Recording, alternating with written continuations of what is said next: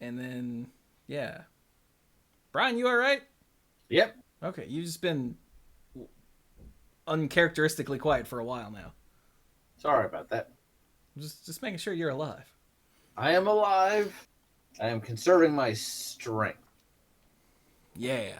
I've also never seen Cool and Luke, so let's just let you go at it. I had heard about it, when it was featured on Gilmore Girls. Is that a thing? Gilmore Girls? Gilmore Girls? I know what Gilmore Girls is, yeah. Okay.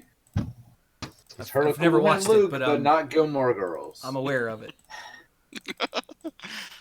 Priorities. Yeah, I tend to watch things that are better. Although I can't say that about Gilmore Girls because like a billion people love it. So, and I've never actually watched it. So the dialogue is actually pretty amazing. So, but yeah, I'm good to go. Let's do it. Word. How long have we been going? A minute and okay, that's long enough to ensure that we are actually recording. So let's do it. Apparently, Gilmore Girls is so wholesome. Oh, good. I will take your word for that. Didn't it go for like ever? It's like trying to start Supernatural. I'm never gonna do that because it's got a billion seasons. Didn't Gilmore Girls go for a long time and then it went for a long time? Yeah. And then didn't it come back? Yeah, it had one episode. It had one season on Netflix. Oh, okay. So yeah, that's another one of those things. I don't care how good it is. I'm never gonna watch it because there's too much of it. All right, here we go. Ow, jam! Hello, everyone, and welcome to the Mana Pool. This is episode 579 of the Mana Pool. And we are a week late. I apologize for that. Yeah. For those that don't know, my Nana died suddenly. Suddenly for the rest of us.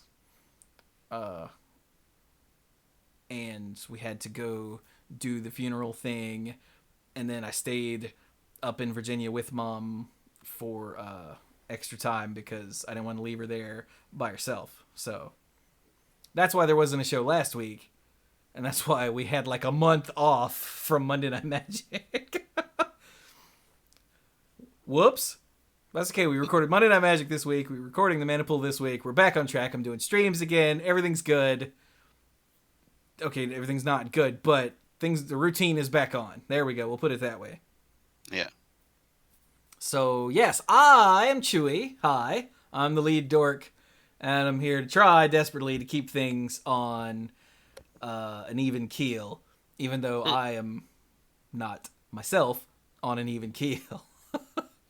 With me, as always, are these other dorks. Hi, dorks. Hey, I'm Brian. I'm the lead rambler tangent master of the group, and I'm going to talk a lot because it's what I do. So, there we go. Yeah. Gosh, I was about to get the order wrong. I was waiting for Dirk, but that's not We how we only do missed one week. Play goes clockwise, not counterclockwise. Mike. And I'm pretty sure I've tried to bring up a stupid argument for that point before, too. Like, no, we always do this. Like, no, we literally never do that. I'm Mike. I'm the rules guy and the game lore guy. And there's no and. Sorry. There is no Rule 6. Well, I'm Dirk, the self-proclaimed greenest man alive and moral compass of the group, and I'd like to give you the song of last year. And the song of last year was, "Toss a coin to your witcher, O Valley of Plenty, O Valley of Plenty." Sometimes I feel like I'm the only person in the world that has never played a Witcher game or seen the show. Do I need to play the game to understand the show? No, the show was made independently of the games. The games. Okay. And apparently the author of the books actually likes the show as opposed to the games, which he does not like. Oh, it's based on a book series. Yes. Yes. I did not From know is the author Polish? Yes. Is that right? Yeah. Yep. I've actually, while we were doing our original setup stuff, I went and added the rest of his books to my wish list on Audible. Nice. I have not gone through any of his books yet because I'm waiting for my credits to come up. And Andrzej Sepkowski I'll take your word for that. is what his name is. Usually, I have to butchered his first mispronounce name the 'cause he's got a horrible, the Eastern European names. ANDRCEJ. Yeah, I don't know how to pronounce It's like Andrzej Polish. Sepkowski, but yeah.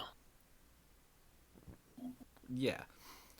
But that guy. This is a refreshing change. As I said, on Monday Night Magic, usually they make me mispronounce the Eastern European names. So awesome. But yeah, Brian, you could totally watch The Witcher without any prior knowledge, and apparently you should because everybody seems to love it. It is awesome.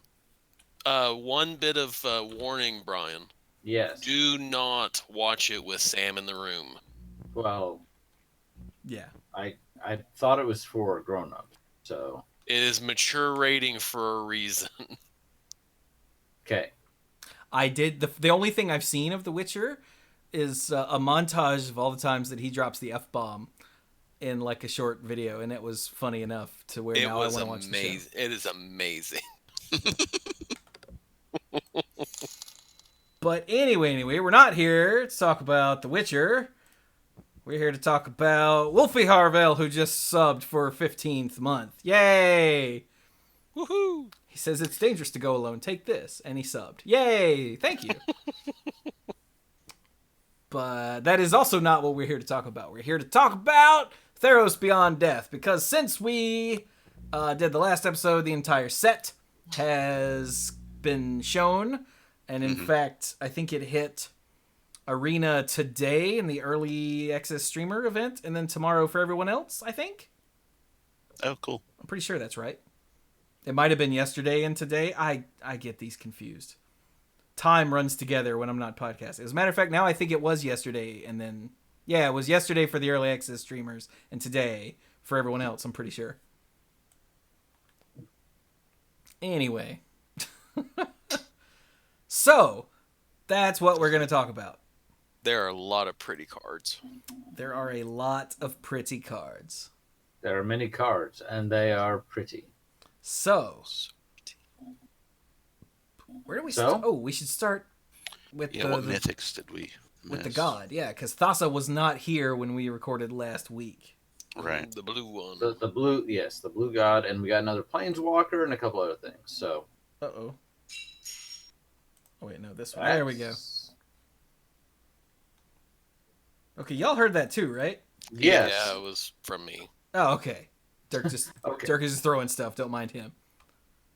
Chelsea's in the kitchen doing stuff, so. Throwing stuff. All right, so Thassa Deep Dwelling. Did I read that? I did read this because the first thing I thought of was JT, like immediately. So yeah, so Thassa Deep Dwelling for 3 and a blue is a 6/5 god. Of course, indestructible. If your devotion to blue is less than 5, she's not a creature. We knew that. Okay. At the beginning of your end step, exile up to one other target creature you control, then return that card to the battlefield under your control. So, it's a blink. Right. And then, for 3, and that's what made me think of JT immediately. I was like, oh my god. And then for 3 and a blue, tap another target creature. So when I read Thassa, compared her to the other gods that we'd seen, like Heliod, I was like, I don't know how this stacks up. It's not quite as cheap as Heliod. Heliod seems like a really strong effect. But what I got thinking about it later, the free blink is amazing for anything with an enters the battlefield effect. But it's got to be that icy manipulator ability that's really taking the cake for me, because it's just like, yeah, your biggest guy. It's never attacking it again. It's never blocking again. As long as I can target it, it's basically, and I have 4 mana, it's shut off. So And that's not counting when we get to 8 mana with enough mana rocks or just lands to be like, okay. Or, end of your turn, tap one guy. Beginning of my turn, let's go and tap another guy. Now all of a sudden you're down 2 guys, and I've still got a god. Yeah. And if Thassa's awake, that's a 6/5 indestructible. So locking down even one great thing when you have a 6/5 indestructible running around is pretty awesome. It is. Mm. So I like her. And then, of course, you get into shenanigans with free blanks. So, Yeah, and as chat just pointed out, since it returns it under your control, not under its owner's control, if you temporarily yoink something and then blink it, it's just yours. Oh yeah, you can do that dirty trick. oh, cool. I didn't see that. So yeah, it's pretty sweet. So, question. It's not in standard right now, but the card in Bolus's Clutches that gives you, it's an enchant creature and you get control of the creature. If I enchant a creature with Imbolus's Clutches, and then at the end of my turn I blink that creature with Thassa, the enchantment is going to fall off, but it's going to come back under my control anyway, right? So, Right. Yeah, it still works like that. Yeah. huh. Neat. Yeah. I did not see that coming. Cool. Okay. So what else do we have? Planeswalker was mentioned. Brand new Planeswalker. So this guy's kind of interesting. Chewy, have you seen him yet? Oh yeah. Okay. So, well, Dirk, you like green and white things, generally speaking. So Calyx, Destiny's Hand, for 2 green white, is a legendary planeswalker that's a Calyx mythic. Starting loyalty is 4. First ability, +1, look at the top 4 cards of your library. You may reveal an enchantment card from among them and put that card into your hand, with the rest at the bottom of your library in a random order. Okay, that sounds definitely like a white ability. Second one, -3, exile target creature or enchantment you don't control until target enchantment you control leaves the battlefield. So it turns any enchantment you have into an O-ring? Into an O-ring. Yeah. Yeah, basically. Huh. That's Yeah. Or a blinding light if you want to get technical. Yeah. Yes. Not blinding light. What is that? No, not blinding light. Banishing light. There you go. So many lights. And then the limit break is -7. Return all enchantment cards from your graveyard to the battlefield. Replenish. That Right. seems fair. Did you just say replenish? Yeah, is that not right? Just check. Restock, something. Replenish. Replenish. So I did say it right. Okay. So, first of all, the text on this card is super tiny. They mentioned, It really Melissa is. DeTora mentioned that this set has one of the highest word counts of any set in history. And she actually said what the wordiest card was, and we haven't actually covered it yet, so we'll get to that later.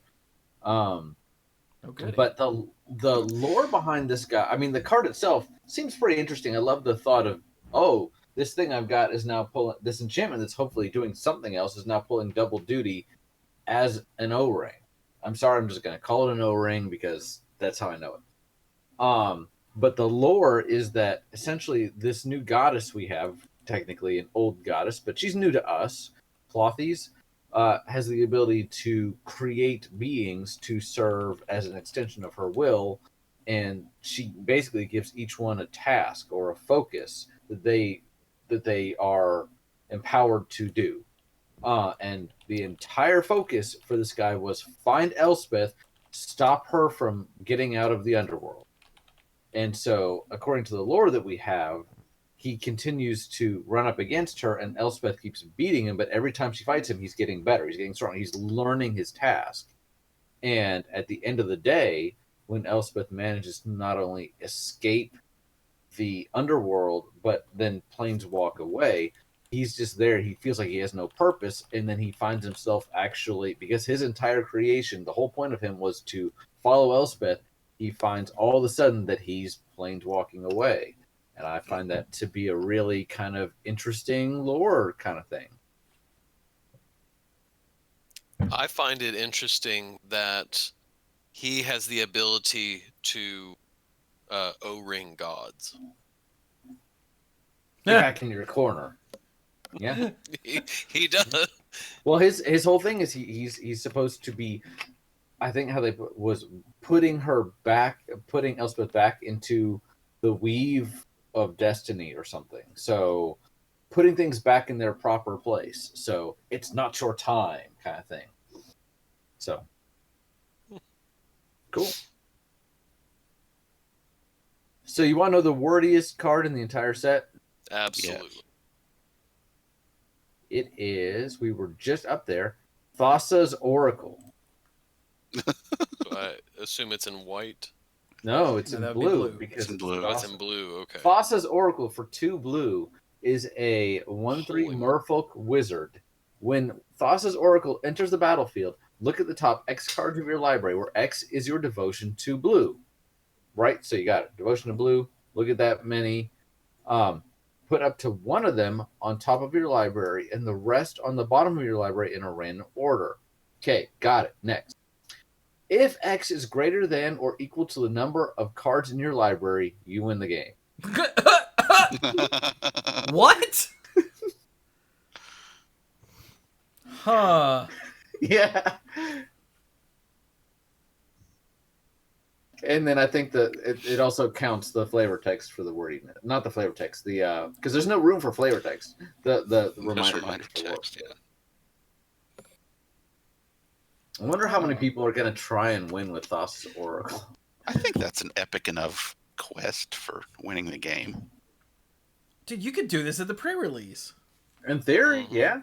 Yeah. If your devotion to blue is, I don't know, 12 and the game's been going on long enough, All right, yeah. it's It's still turned gotta 30. it's still got to be pretty substantial. And it's kind of like you can't win with that already, but hey, I don't know. It's turned 30. Time to do this. I'm tired. You're tired. Listen to this. And they're like, time. And you're like, okay, I win.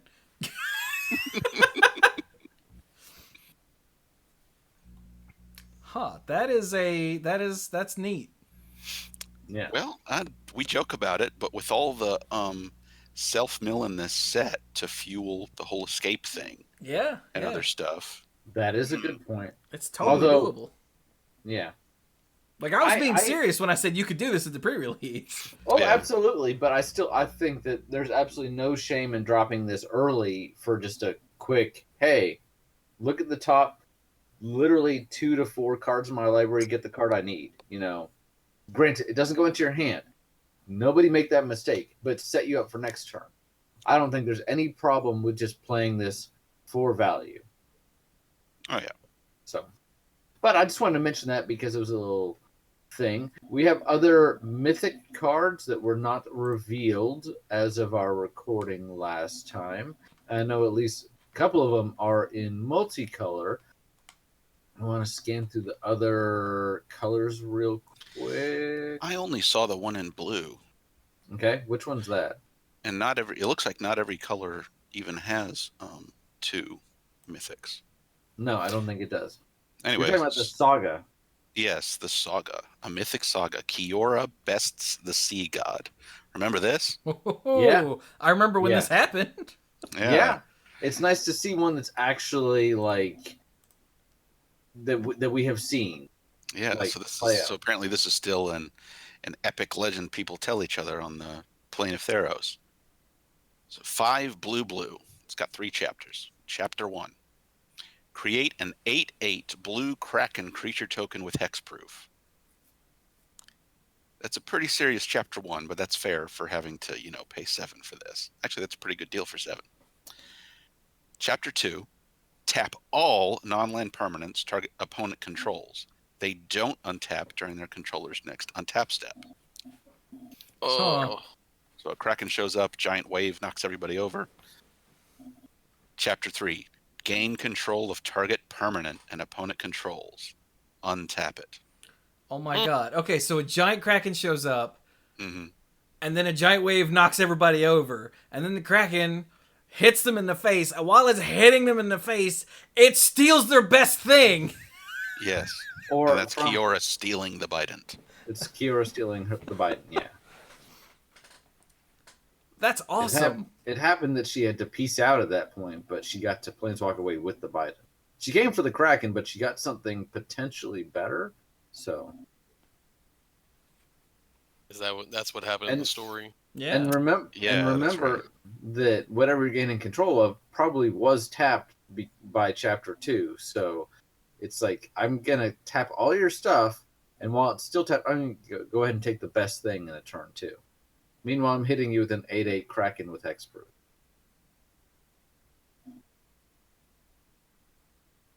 So I have a question for...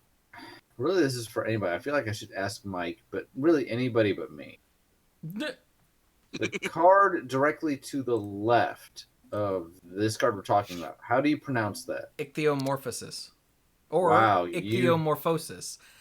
I'm not You sure did that which. entirely too easily. Well, Ichthyomorphosis. it's because I was into dinosaurs when I was a kid. And So was I.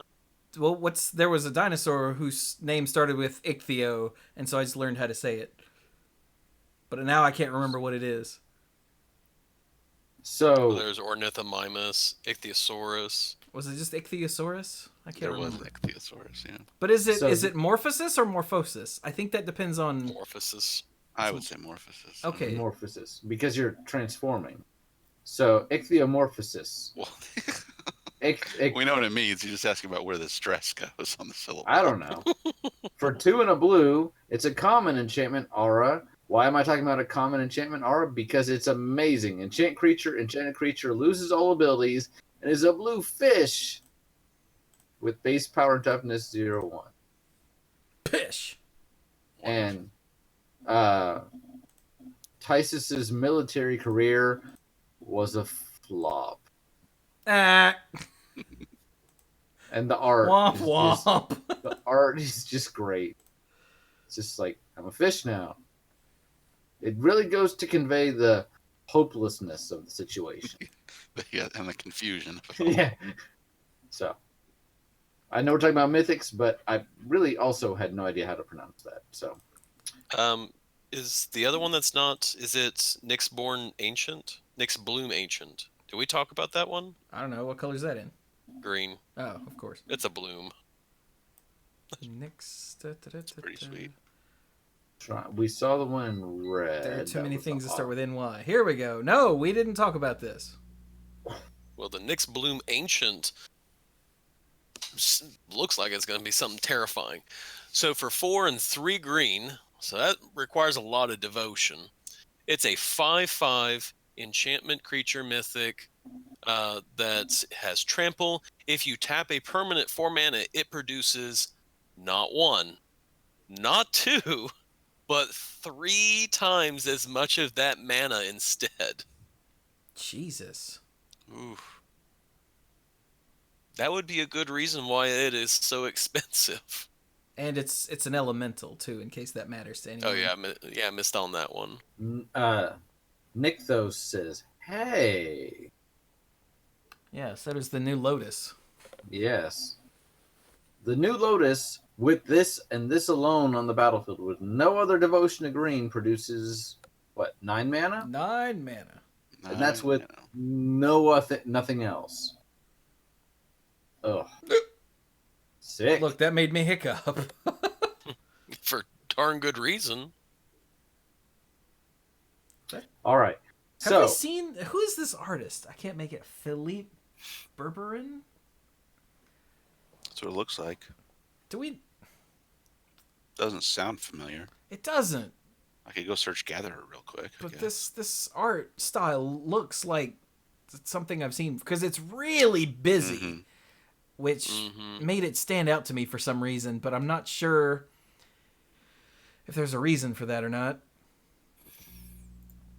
Gatherer. Well, it's a searchable term in Gatherer for this person's name. So let's see what we get. Hey! Got stuff from M20, from Fate Reforged, from Guilds of Ravnica, Battle Bond, Commander, M15. Yeah, he's done there's 64 cards here. Not all of them are from just a minute ago. Yeah, we've seen plenty of stuff from him. Ooh, okay, yeah. None of this is what I was thinking, though. Most of this... Oh, he did the Dancing Raptor! Oh my god!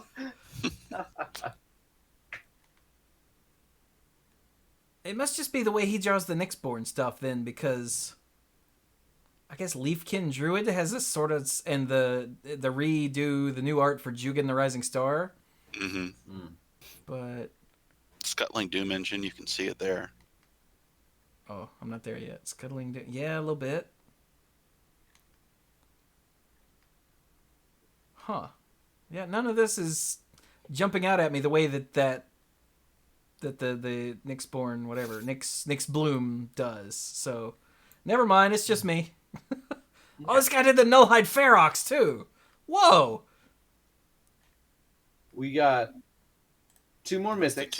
it's the 2 giants. It's Yeah, two- it's the 2 giants. Titans. it's the Titans. And one of So- these is insane, and the other one I don't remember. They're both kind of crazy the way they work. So the first one is either Croxa or Crocea, depending on how you pronounce that X. I'm going to say Croxa, probably incorrectly. Titan of Death's Hunger. He costs a black and a red. Hum nom Chris- nom. We're a 6/6. Totally fair. He's legendary, so you can only play 1. And he's an Elder Giant. When he enters the battlefield, sacrifice it unless it escaped. So there's the little, oh, okay. And it has escape cost of black, red, and 5 other cards. So that's pretty steep. Now, here's the thing. When he enters the battlefield or attacks, each opponent discards a card. Then each opponent who didn't discard a non-land card this way loses 3 life. The important thing to remember here is that's going to trigger when you play him on turn 2 and immediately sacrifice him. Mm-hmm. So that's not just when he escapes and when he attacks. And I feel like he's pretty good. Anything that's like a take on Blightning, it's not Blightning, but something similar is always interesting. I feel like the other one is even more incredible. I just like that in the late game, it's a big scary monster that does something scary, and in the beginning, it's a perfectly serviceable discard spell. Yeah, it's basically a sorcery spell, and then at the end of the game, I mean, this feels very Titan-esque. Thinking of the original cycle of Titans in like M12, with the enters the battlefield or attacks clause. Yeah. So yeah, But also, it's Titans in like the Greek sense, where the Titans have been captured and stuffed in a hole somewhere. yeah. Because if you're looking at like the Disney version, they were stuffed in a hole somewhere. And like occasionally they can affect outside of their cage, but not really. But they can escape and wreak havoc, and I just love the flavor on this card. yeah, Or at least the flavor of the Titans, not this card specifically, right. because the And then- discarding and each opponent taking damage, that's weird. That's not the flavorful side. But and then if they ever blow it up, you can probably just escape it again, as long as you can keep feeding your graveyard. So how rough is that? Where you're like, okay, I've solved this problem how many times now? So I really like that because of its first clause there. You can deal with it in a variety of ways, from the other side of the battlefield, at the cost of another trigger. Like you could blink it, and it'll show up, you'll discard a card, and it'll die. Yeah. True. Which, beats taking 6 when you're at 5, Yeah. So, Bounce it to their hand. Yeah. Yeah. oh, then they have to find a way to get it back to then they just play it again. Either way, it's still going to probably cost you 1 trigger, but... Yeah. But if you gotta do what you gotta do. Yeah. So hey, Dirk. I love that Titan flavor. That's so cool. Well, I thought he was cool. I like this other one better, but the other one's blue and green. So hey, Obviously Dirk. comes my way. This card is ridiculous. The art makes me kind of because it's a giant Titan or a giant thing that's got chains attached to it that has been set loose or broken its way free. But anyway, Uro, Titan of Nature's Wrath, for 1 green blue. It's a 6/6 legendary creature, elder giant that's mythic. When Uro enters the battlefield, sacrifice it unless it escaped. Its escape is 2 green, 2 blue. Exile 5 other cards from your graveyard. Its big ability: whenever Uro enters the battlefield or attacks, you gain 3 life and draw a card. Then you may put a land card from your hand onto the battlefield. Like, it could stop at the gain 3 life and draw a card, and I'd be like, damn. Yeah. Yeah. And then it keeps going. And then it could be like, well, you take a land and put it onto the battlefield tapped, and you're like, wow, I'm getting a lot of value here. And then it's like, but wait, what if it didn't have to come in tap? Yeah. And you're just like, okay. This card is silly. That's big stuff right there. Yeah. Yeah. This card feels ridiculous. I mean, would you pay 1 a blue and a green to draw a card, gain 3 life? It's what? It's like an explorer with 3 life attached. Wait, draw a card. Isn't there something right now that does this? Because there are ramp decks in Standard. Isn't there a blue-green instant? Is it Growth Spiral? Maybe it's gross. Yeah, it's like an instant explorer. It costs 1 green, 1 blue. Yeah. I think that's right. Yeah. Yes. Yes. That's correct. And so for 1 mana more, this comes with 3 life. It slows down a little bit, but it comes attached with a 6/6. Which also means any of your effects that care about other things entering the battlefield are going to trigger, and any dies triggers are going to trigger. Or if you have a sacrifice, there's the Witch's Oven from Throne of Eldraine. Throne of Eldraine. The sacrifice ability is going to go on the stack, and you respond by being like, I'm going to turn this into 2 food. Nom nom nom. Hey, I can think of worse things. Is delicious. It's gonna die anyway, right? So. Dude, then you get 9 life out of your Titan. This Titan is delicious. Is there leftover Titan? For days, honey. You thinking about the Thanksgiving turkey? Oh, are we having Titan again? Oh my god, I'm so sick of eating Titan.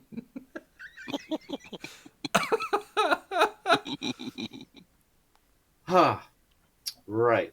So, those are the mythics, but there's a bunch of interesting stuff here. We've got cycles. There are lots of cycles. We've got standalone cards. I feel like we got to talk about the Shadow Spear because, geez, we've got lands. Oh yeah, we got to talk about the Shadow Spear. Where the hell is it? And artifacts. There it is. So Shadow Spear for a mana. Ridiculous. It costs a mana. Is a legendary artifact equipment that equips for 2 mana. Equipped creature gets +1/+1 and has trample and lifelink. Now, Ooh. for a total of 3 mana, that's pretty damn good. I feel like that's right about where you want it to be. Like, So, not only for a total of 3 mana, but for a total of 3 mana in any color. That's really good. yeah. And then just 2 more if that thing dies and you're like, all right, put it on something else. Yeah, that's really good. But then Right. there's another ability for mana. A single solitary mana of any flavor, just mana. Can it be snow mana? You can. Yes. Permanence your opponent's control. Lose hexproof and indestructible until end of turn. Holy moly. It's Now- almost like it's there to kill a god. Exactly. I was about to say, now think about what set this is in, and that's just one good use. That's just one, yeah. Now, it doesn't exile the creature it kills, so you still have escape shenanigans, but escape's only going to work so many times, so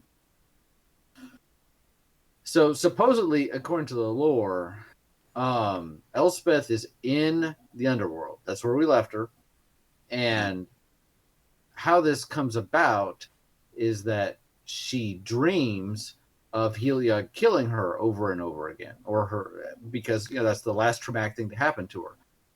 And you also happen to have Ashiok in the underworld. Apparently, Ashiok was able to get into the underworld without actually dying, so they can also leave. It's not really clear. But Ashiok is in Theros' underworld because they are all about nightmares and twisting people's fears around them. And they know that Elspeth is there, and they're like, yeah, I'm going to make some of your worst nightmares come to life. And in one of her nightmares, Elspeth manages to grab Heliod's spear before she wakes up. And she wakes up holding this thing. And she's like, cool. It's a little gross, but cool.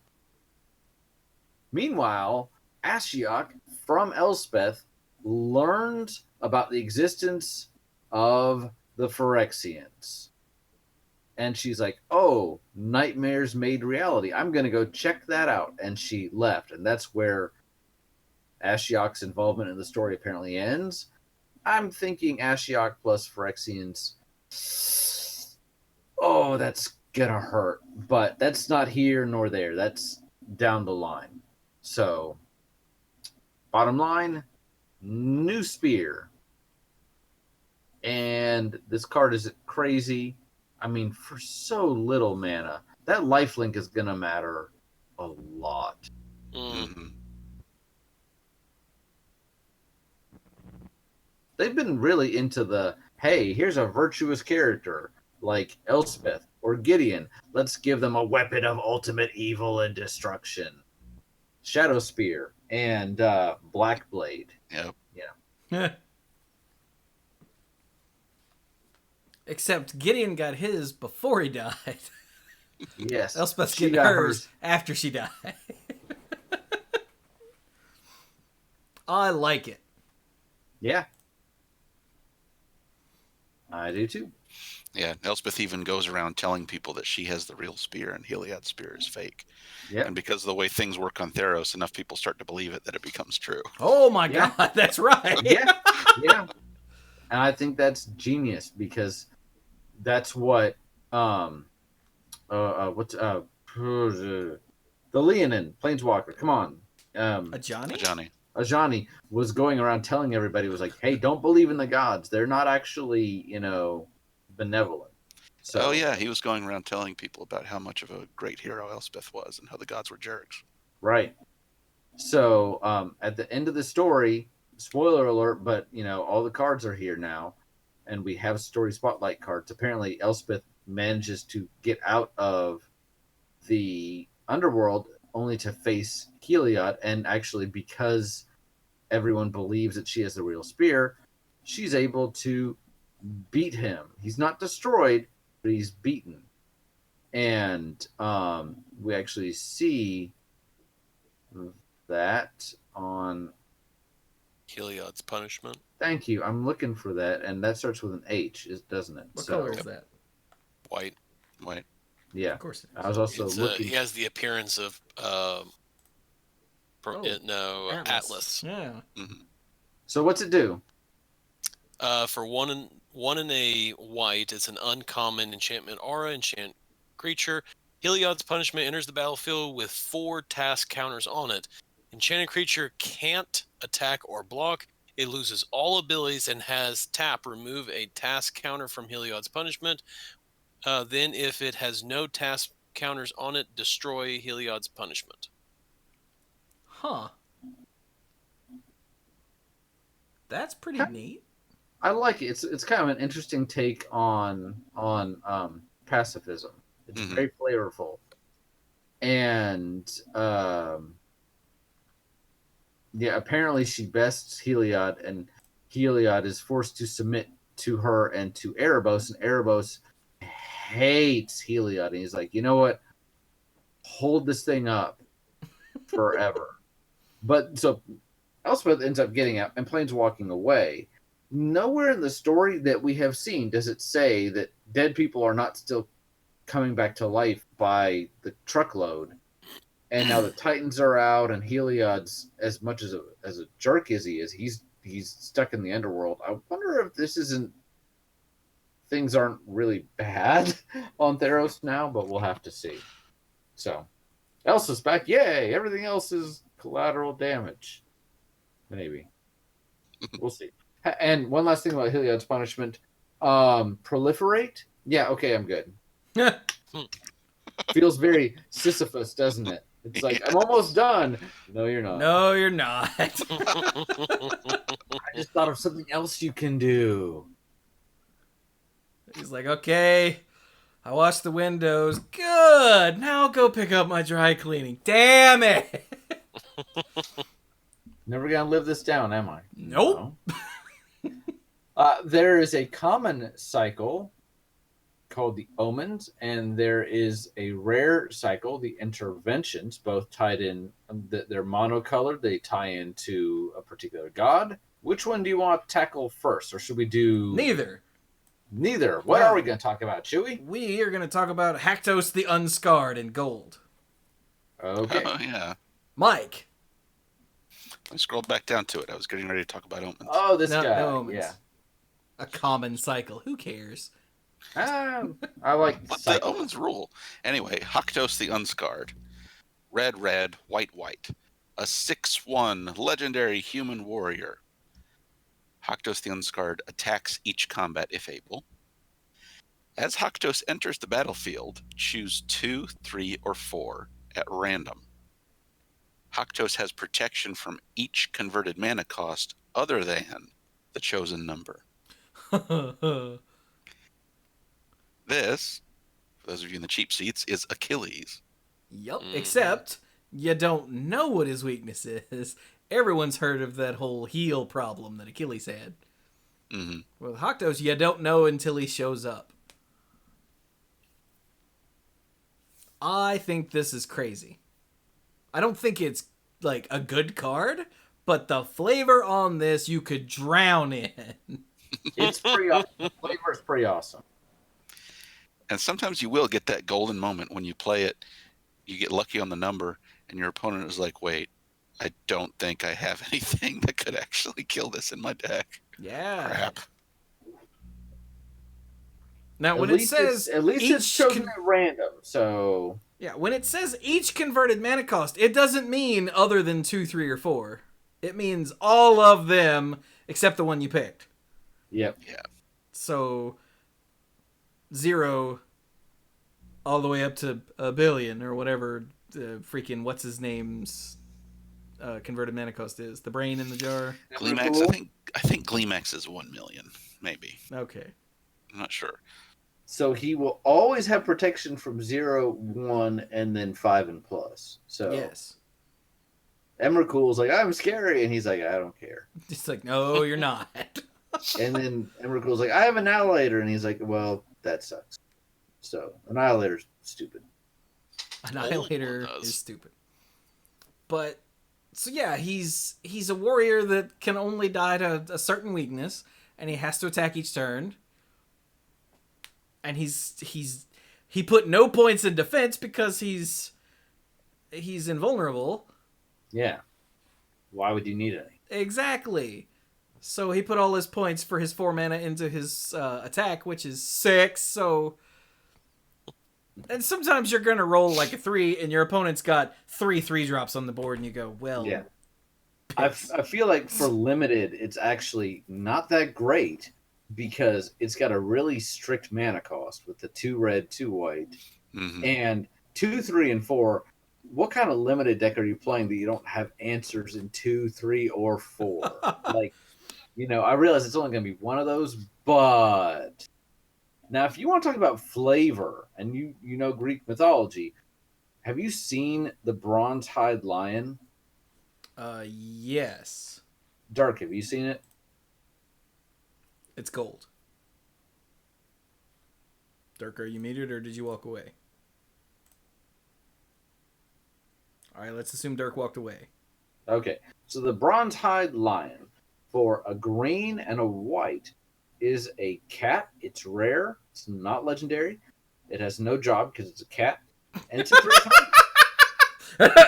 I'm sorry, for some reason.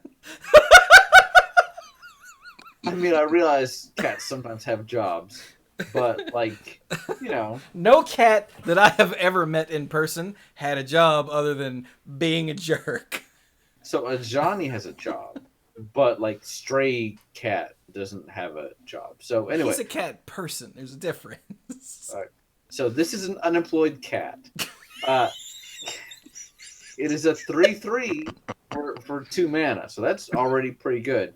And for 1 and a white, it has activated indestructible until the end of turn, so that's even better. So you're like, great. And then finally, when it dies, return it to the battlefield. It's an aura enchantment with enchant creature you control. So if they wipe the board of your creatures, you can't be like, okay, well, I have to put this on yours. The enchanted creature gets pay a white and a green. Enchanted creature gains indestructible until end of turn. Oh, I'm sorry. It doesn't give that ability to the creature. It keeps that ability as an enchantment. Subtle difference. And it loses all their abilities.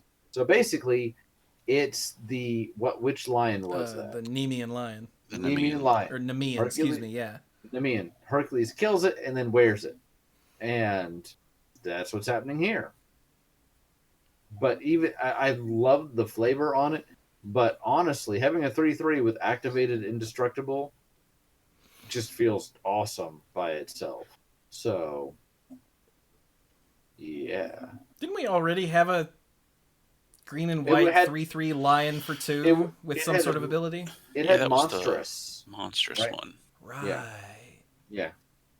So. And before that, we had good old Watch Wolf. Oh. Yeah. Fleece Mane Lion, that's who. That's the Fleece one. Yeah, Mane I could see the art, but I couldn't think of the Yep. name. Yeah, Fleece Mane Lion was pretty awesome. Yeah. So. Bronze-Hide Lion, also pretty awesome. Yeah. Mm-hmm. Because you're right. Yeah, he kills it, and then he wears it, and he gains its power. Yeah. Yes. And it makes an enchantment enter the battlefield for all your constellation needs. Yay. And it doesn't keep bringing itself back because it loses all its other abilities. So when it dies again, it doesn't come back again. Yeah. Mm-hmm. Right. So what's another card somebody saw they wanted to talk about? Cycle, not cycle, anything. I just wanted to talk about Haktos before we jumped into anything else. So we can do whatever y'all want. Mike? I would like to talk about the Omens. The Omens are cool. Let's talk about the Omens. I mean, they're all pretty similar, so... Yeah. So all of them are an enchantment with flash that costs some amount of mana. Are all of them 3 or is one of them 4? That costs some amount of mana. Omen of the Sea only costs 2. So... Okay. So 2 or 3. Then probably there's not one that costs 4. And they represent, they each have a big old picture of one of the main monocolored gods in their art. And they have some effect when they enter the battlefield, and they all have an ability where you can pay some mana and sacrifice them to scry 2. I think that second ability, the sacrifices always pay 2 and one of that color and sack it to scry 2. Right. Okay. Regardless of how much it costs on the front end. So the Omen of the Sun, it's the white one, costs 2 and a white. And its Enter the Battlefield effect says you get 2/1/1 white human soldier tokens, and you get 2 life. Ooh. Yeah. The Omen of the Sea, like Brian said, it just costs 1 and a blue. Its Enters the Battlefield effect is you scry 2, then draw a card. So for 1 and a blue with and it has flash, so it's basically an instant. Scry 2 and draw a card. I feel like that's not game breaking, but that's not bad. Yeah, it's good stuff. Yeah. The Omen of the Dead, oh yeah, you're right. This one only costs a single black. It has all that other stuff, and when it enters the battlefield, you return target creature card from your graveyard to your hand. Yeah. Ooh. So Raise Dead at instant speed. For What's half the the- mana, right? Wait, was Raised Dead 1 or 1 and a black? I Just feel one. like it was just Okay. one. Yes, just one. What's the Raised Dead with the updated name? Do you remember? Cannot remember. Raise Deader. I don't know. The Dead name. The Omen of the Forge. Oh, it just costs 1 and a red. Okay, so most of these are less than 3. Good job. When it enters the battlefield, it deals 2 damage to any target. That's not a great rate for red for, 2 mana, but Right. it's an enchantment. Red is kind of iffy on enchantments. It has that scry ability, and it's just something red needed to work with the set. It's still decent. I mean, having it sit there later to ensure you draw the right card is not nothing. So Yeah, No, that's and meaningful. it's pumping your it's bumping up your devotion until you do get rid of it. So yeah. Oh right, these all. Oh. Yeah, they all add 1 to devotion when they're out there. That's part of the reason why they're enchantments. Yeah. Some partly for devotion, partly for the enchantment theme. And then Omen of the Hunt, the green one, costs 2 and a green. When it enters, you can search your library for a basic land card, put it onto the battlefield tapped, then shuffle. so for 3 mana, not too bad. Mhm. Okay. So yeah, That's they're all really nifty, common cards. The Scry lets you smooth out stuff. The effect that they give you is a useful effect, especially in limit. Some of them, not all of them, are well suited for constructed. But yeah, they're a great way to smooth out the theme of the set and make stuff work. It's weird that there's this set at common that works with 2 different themes of the set, and each has like 2 abilities. Mm-hmm. One that's Well- very in color, and then one that's just a borderline thing, like the clue stones or something like that. You know? Technically, it Yeah. works with 3 different themes of the set because when you sack it, you are fueling Oh, Escape. yeah, that's true. That's right. the omens. Man, the omens do work. These omens, yeah, this is like elegant design at Yeah. common, mind you. This is good design 101. Wow, So that's Yeah. really good. So now, another cycle we found was the interventions. Every god has an intervention. And because we're down in green, I'm going to start in green and work our way back up. Oh, subverting expectations is tight. What? So the interventions all cost 2 of a color and then X. And then you have a choice of 2. It's got 2 modes. So they're all druid cards. Yes. Yes. But you can't, you don't have any cards that let you choose both. So Boo. Nylea's intervention is a sorcery. Choose 1, search your library for up to X cards, reveal them, put them into What? your hand, then Whoa, shuffle your library. whoa. What? Read that again. Did I say X cards? I missed the land Yes, part. you Yeah, you Okay. missed the important word. Best card ever. Right. So search your library for up to X land cards, reveal them, put them into your hand, then shuffle your library. So that's the first choice. Or Nylea's intervention deals twice X damage to each creature with flying. So All creatures with flying suffer twice X damage. yes. So, and then in red, it's going to be Perforos's intervention. Oh, this one only costs X and a single red. It doesn't Oh. have 2 red. So I've tried to. I messed it up. I messed it up. I'm sorry. So Perforos's intervention for X and red. Choose one. Either create an X1 red elemental token with trample and haste. Sacrifice it at the beginning of the next end step. So build your own ball lightning. Yeah. Or Perforos's intervention deals twice X damage to target creature or planeswalker. Oh, shouldn't neglect flavor text. Nylea's says, I bring a wilderness no law can tame. Perforos's says, I bring a fire to recast all the world. That's pretty serious. So what's the black one? I don't want to read all these. Somebody else read this one. Erebos's intervention for X and a single black. Oh. Is an Nice instant. Were the other 2 instants? No, the first 2 that we mentioned No, were sorceries. Those are sorceries. Oh. Yeah. That's what I thought. Okay. Weird. All right. Choose one. Target creature gets -X until end of turn. You gain X life. That's pretty good. Well, yeah. And the second one, exile up to twice X target cards from graveyards. Ooh. So that first ability is going to be good pretty much all the time. And that second one will be important in more corner cases, but will still be, I mean, that's pretty darn good. That's very mana efficient. When it's good, it's fantastic. The second ability. Yeah. But you always have the first one to just be like, yeah, I'm going to kill your guy and gain that much life. Yeah. What's the flavor text? I bring a death none can escape.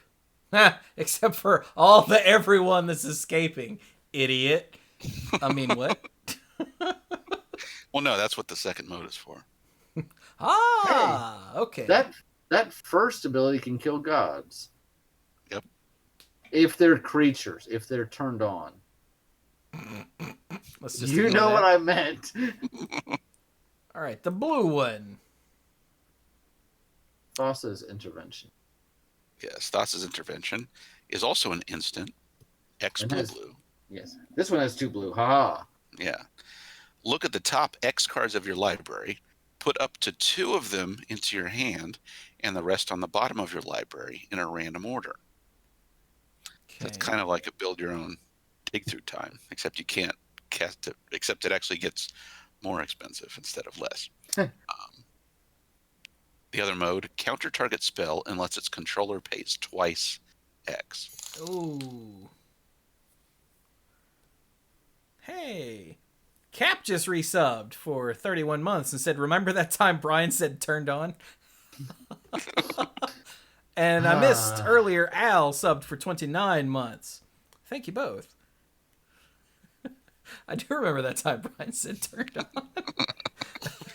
Thassa's intervention says, I bring a flood that nothing can withstand.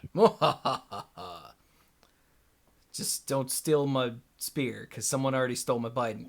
That tramp. Right? That is just like a spear now, right? Oh, Yeah. I forgot to look. Yeah, it's just a spear now. Yeah. Yeah. And since Dirk is here, Dirk, Heliod's intervention in white.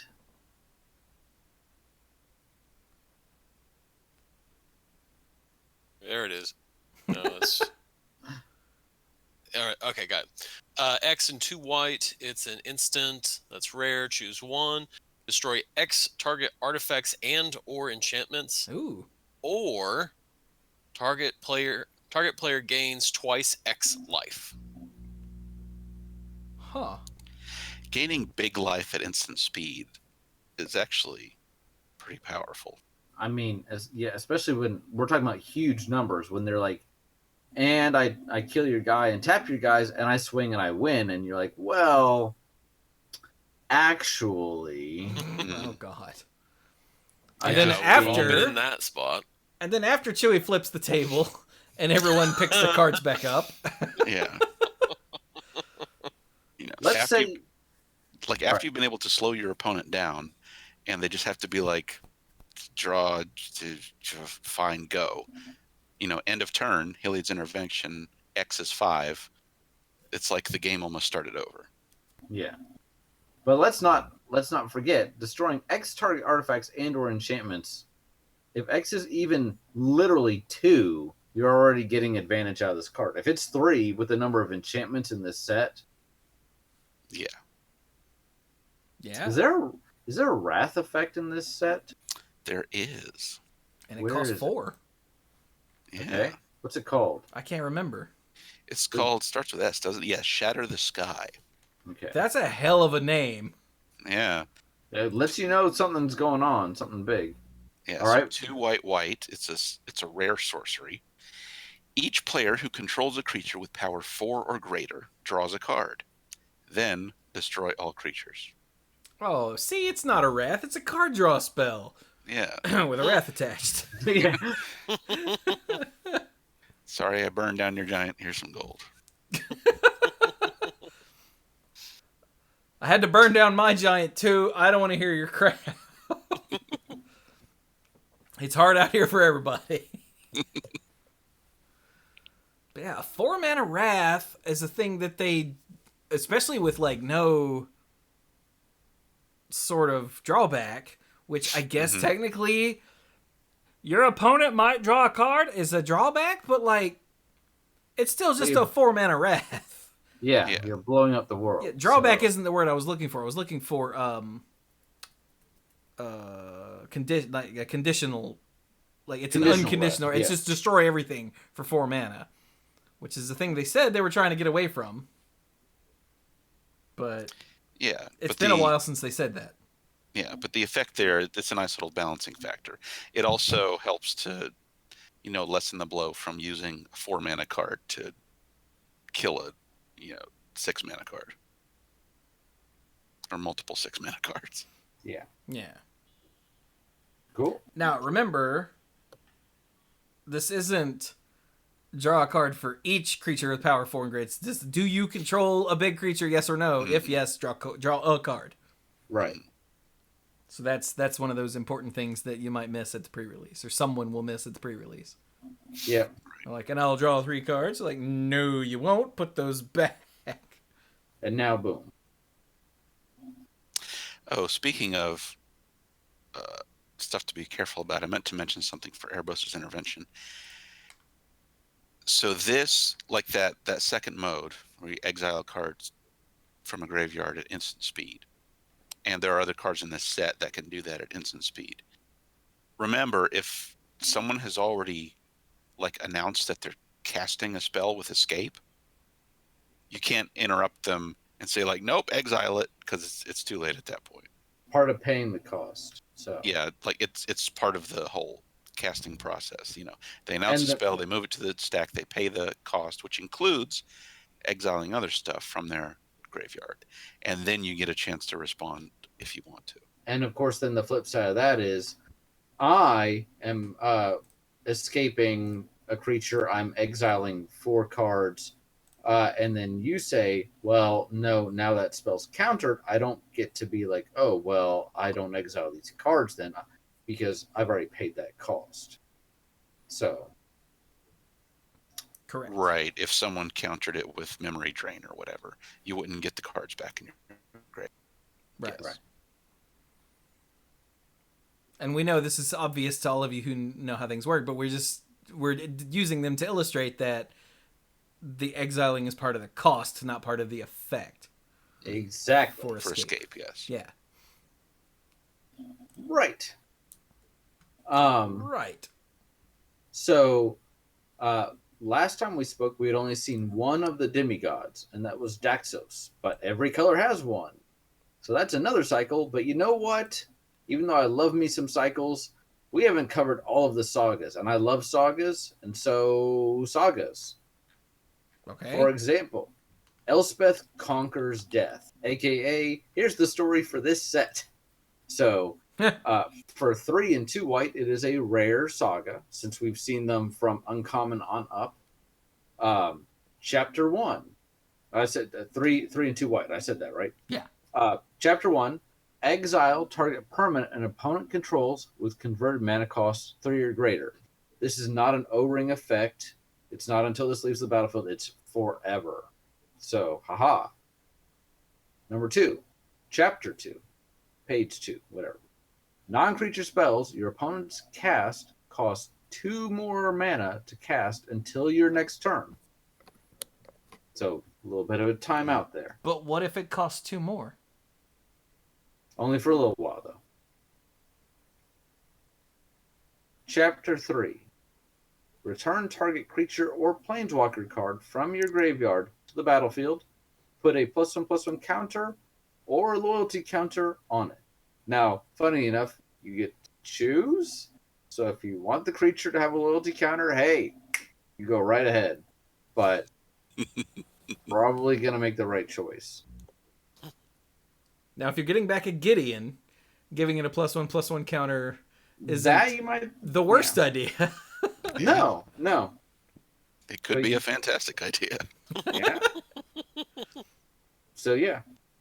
Now, is there going to be some sort of prison deck where you're going to find a way to remove? There's ways to remove loyalty counters or counters from things without. Yeah, there's ways to remove counters, right? Just due to other effects.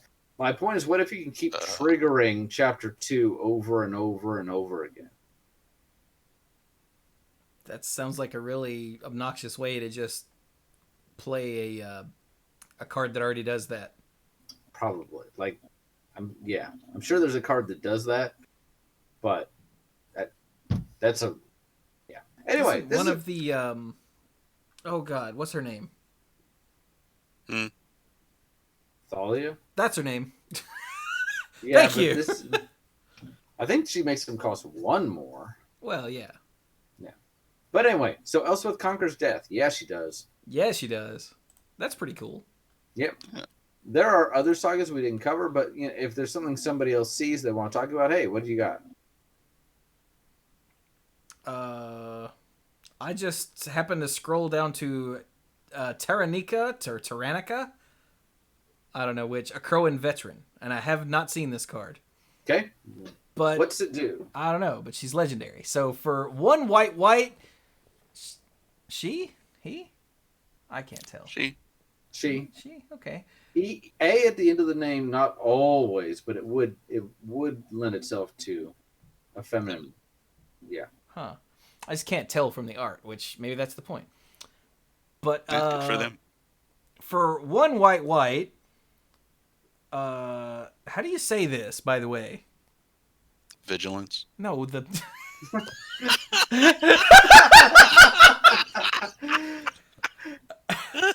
I am not Brian. I knew that part. I feel like I should be insulted, but no, the name. How do you say that? A Crowan? It could Tyrannica. I can't remember whether Greek will put the stress on that penultimate syllable or not. I can't remember whether I don't remember. I don't know. We'll just call him Terra. Yeah. I don't think she'll mind. Yeah. So yeah, Terra as a 3/3 with vigilance for 3 mana, 1 white. Okay. When Terra attacks, untap another target creature you control. Until end of turn, that creature has base power and toughness 4/4 and gains indestructible. That's cool. I don't get... Oh, you use it on something that is also attacking. Yes. Oh, wow. Yeah, that's... And that creature gets untapped, so it gets pseudo-vigilance as well. Yeah. Also, the flavor text is, I like to think Kithion keeps watch over all of us. Which, remember, that's Gideon's original name. Yep. So she must have known him back in the day before he started walking. He and his irregulars had quite the reputation, so accurate. Righty. Mike, what's something you saw? That's pretty cool. Well, just coincidentally, going along with you wanting to talk about sagas, there's an uncommon saga with 4 chapters that I thought was really cool. Oh, yeah, I had heard that there were, and I scanned through this. I saw that there were, what, 1 or 2 that had more than 3 chapters. Okay. What you got? So it's in blue. It's Metamized Prophecy. And for 1 in a blue, it's an uncommon saga. Like I said, it has 4 chapters. Chapter 1 is Scry 2. Chapter 2 is Choose a Card Name. Chapter 3, when you cast a spell with the chosen name for the first time this turn, draw 2 cards. Oh, because it's a prophecy. Yeah. Yeah. And then chapter 4 is look at the top card of each player's library.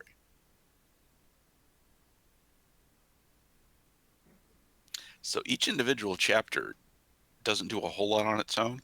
Like chapter 2 literally does nothing. But you get, Are you saying the prophecy is nothing, Mike?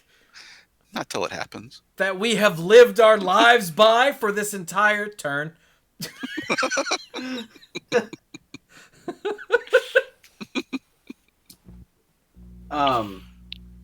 Gonna be really interesting to be like, okay, your opponent plays this, and then after it gets to chapter 2, you're like, all right, I know a card that you're gonna try to play next turn.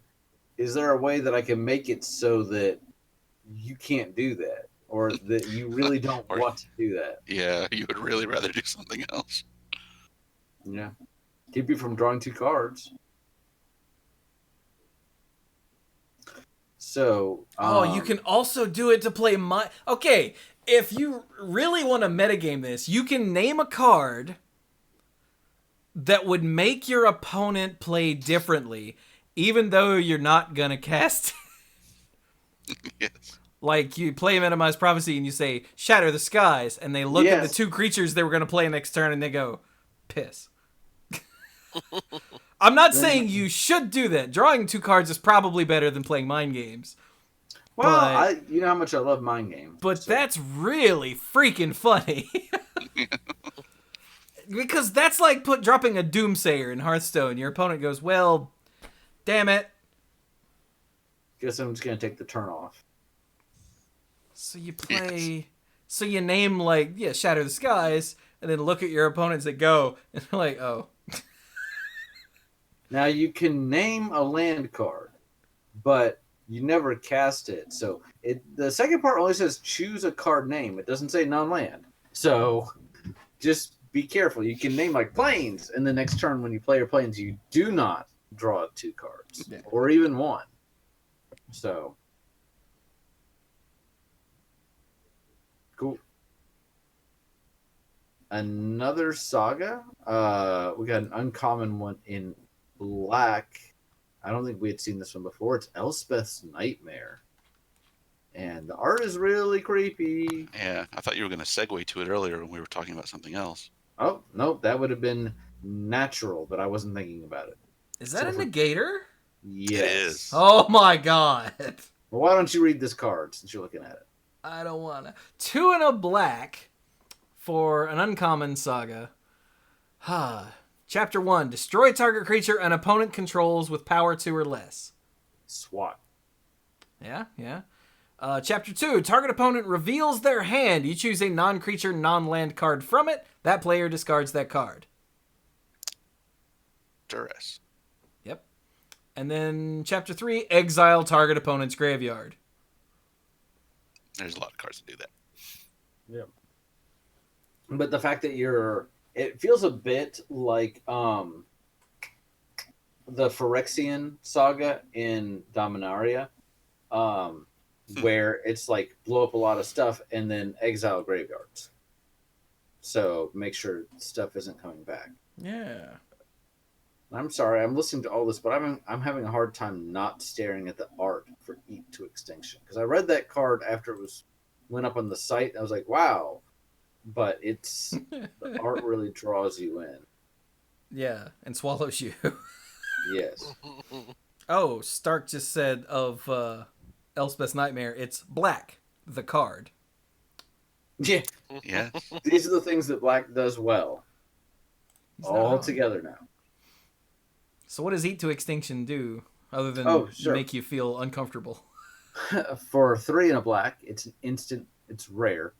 Exile target creature or planeswalker. Look at the top card of your library. You may put that card into your graveyard.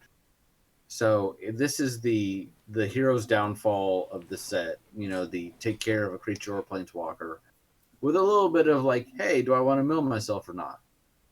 I guess for flavor reasons, because Croxa just doesn't stop eating. And in fact, the flavor text is Croxa devours what he may, not for sustenance or pleasure, but because it is his nature. He is unending hunger given form. So that's why I'm eating again, Mom. Yes. He's like if Galaxus had no self-control. Wow. Right? I mean, I don't really know comics, but isn't that what he does? Yeah. Yeah. Although he kind of doesn't really have self-control, but you know. Doesn't he occasionally just say, you know what, not today? Exceedingly occasionally. Usually after someone Okay. beats the crap out of him for a while. Hmm. Are there more Okay. sagas that we haven't There's mentioned? more sagas. There's one in red that also has 4 chapters. Which, no, that's the Crone War. Where the... Triumph of Anna. Yes. Yes. There it is. Oh, right. Okay. 2 and a red.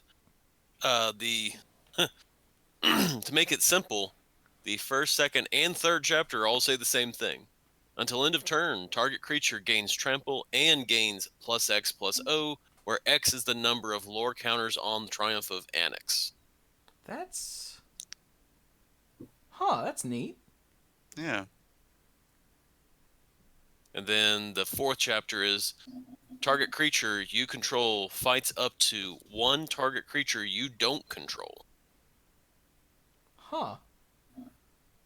That's a So I very believe- red thing there, isn't it? It's Mhm. extremely red. I believe what this is describing is an event in the novel Journey to Nyx, where the King Annex of what was that city state? The Acros. thank you. Yeah, Acros, yeah. Challenged the leader of the Minotaurs to a sacred duel where the rules were set up by the gods and they had to be given space and the space had to be consecrated. And Annex was doing this essentially while Daxos and some others were trying to get another plot together at the same time. But he volunteered. He's like, I'll fight the Minotaur, sure. And for most of the fight, he actually was winning. But yeah, I like this saga. It's really cool. I love that the creature's getting bigger and bigger for the first couple chapters. Yeah. And then there's one more saga that we haven't covered. Have we covered all the rare ones? I feel like we have. If we haven't, let me know. Did we cover the Binding of the Titans? I feel like we did. I think we have. Yeah. I But think we so. But we Didn't did some not. people didn't some people point out in the Discord chat that there are 4 Titans shown being bound? Like you can see Uro and Croxa, they're close to the front, but there's 2 more. Yeah, there's another one, like, for those watching the video version, there's another one, like, right back here with larger art. You can see them pretty clearly. Like, here's one, there's one, and then there's the 4th one back there somewhere. And I think it seems like someone asked Rosewater how many Titans there were, and he said there's 2 cards, but there are, I think he said 4 or 5. I can't remember what he said. Chat, Oh, you he guys actually remember? came out and said that. He might not have, but I remember someone asked him because it made its way to the Discord server, I'm pretty sure. Our Discord server. By the way, if you use Discord, you should join the Manipool Discord server. The link is in the show notes or the description or below the Twitch. It's everywhere. It's always everywhere. Okay. I guess I missed that little bit when I was going back and reading stuff. But what we didn't cover last time because it wasn't available was the first Iroan Games. So it's the Olympics. Yay! Yay. For 2 and a green, Chapter 1, create a 1/1 white human soldier creature token. He's there to compete. Chapter 2, put 3+1/+1 counters on target creature you control, getting buffed up. Chapter 3, if you control a creature with power 4 or greater, draw 2 cards. Okay. And Chapter 4, create a gold token. Yay, it's a medal. Yep. So does the gold token do anything? You can. It is the gold that we know of from previous sets. They've altered the rules to make it its own thing. It sits on the battlefield as an artifact. It doesn't have any color or convert mana cost, but you can sack it to get 1 mana of any color. Yep. Oh. I want to see token art for this, where it's like it's a medallion on a ribbon or something, you know. Or a gold laurel. There you go. They put up a little article with tokens. I'll go look that up. All right, you look that up. Oh, no. Rosewater said there are just 2 Titans. Somebody mentioned that there were more Titans, but that's all that fit on the cards.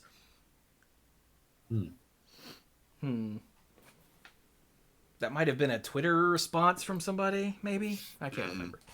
But yeah, the flavor on the first Rowan games is really cool, because first you hold trials to create to pick who's gonna go, which is create the 1/1, and then they train, so they get 3 counters, and then they compete, which somehow is draw. If they're strong enough, they draw 4. You draw 2 cards, right? And then you get the medal. I love it. Yeah. Nope, and we have tokens. Whoop. So we have a terrifying goat. What Holy the hell? cow! That is a nightmare goat. We are in the underworld, so. Yeah. So it mightn't be a nightmare goat because what's the name is hanging out there? Ashiok. That's the one. We've got a human soldier who will totally kick your ass. Check out the Pegasus. That's pretty. Mm-hmm. That is a very noble steed. The 8/8 hexproof Kraken. Now with crab claws. What is that it's got A ship? in its... A Is boat, that a ship? yeah. That is a ship that it's got in its Its proboscis. tusk. Huh. Or its nosy tentacles. Yeah. Its nose hairs. There's a 3/2 reflection. That ties into a blue card. We can talk about that in a minute. Okay. The tentacle. Talked about. A zombie. The something 1 trample and haste elemental. A satyr that can't block, because why would it? Yeah, there's I'm a not- couple of cards that make those. I'm not even looking at that. A 2/2 wolf. It's a spider. Nightmare. The nightmare that Ashiok makes. There's the gold token, yeah. Yeah, there you go. And a 0/4 wall. Huh. So for that reflection, the 3/2. The wall is from the founding of Melodis. Is that what it's called? Oh, Yes. right. The birth There of you go. Melodis. Yeah. So that reflection, look at that art real quick, and then Nope. come back here. Yeah, the art And- is totally Narcissus. Yes. So look at the very top of blue, very first card. Alirios, Illyrios. Illyrios. Raptured. For 2 and a blue, he's a 2/3 instead of a 3/2. He enters the battlefield, tap. He's uncommon. He doesn't untap during your untap step if you control a reflection. He's too busy staring at himself. When he enters the battlefield, create a 3/2 blue reflection creature token. Holy crap, he is Narcissus. Yeah. That's And so if you- cool. If you look at the art on the token, it's the reflection. The other way is- around. Yeah. Yeah. Oh my Yeah. god, it is. The one that's all wasting away in the reflection is the human. And in the card art. Wait, does the reflection have like dead eyes in the art? Mm-hmm. Yeah. Oh no, the human has the dead eyes and the reflection art too. So never mind. Oh, okay. Whoops.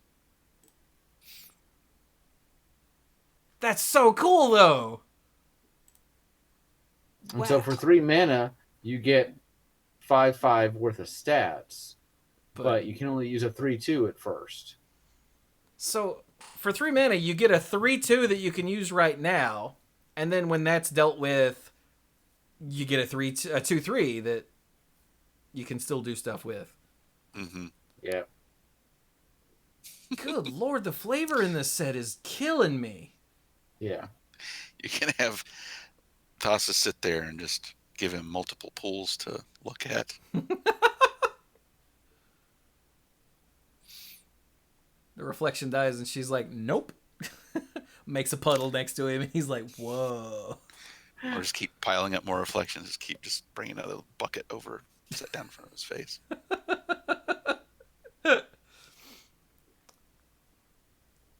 Man. Oh, here's a demigod in blue, right below him. Yeah. Yep. Mm-hmm. Well, who is it? Caliphate? Yeah. Maybe?